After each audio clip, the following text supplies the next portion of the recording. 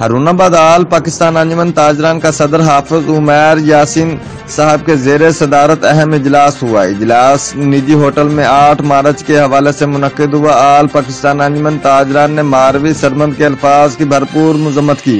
اہم اجلاس میں آل پاکستان انجمن تاجران کے صدر حافظ عمیر یاسین صاحب، general secretary Chaudhry Javed Iqbal, media adviser Arslan یوڈی، ملک اویس اوان، ملک عبداللطیف چوہان، ملک عبدالغفار، شفیق عباسی، شوکت علی کے، ملک سہیل امین، ملک راشد، ملک عامر اور دیگر اہم تاجروں نے شرکت کی۔ اجلاس میں تاجروں کو پرتکلف عشائیہ بھی دیا گیا اور آخر میں ملک پاکستان کی خیر و سلامتی کے لیے دعا بھی کی گئی۔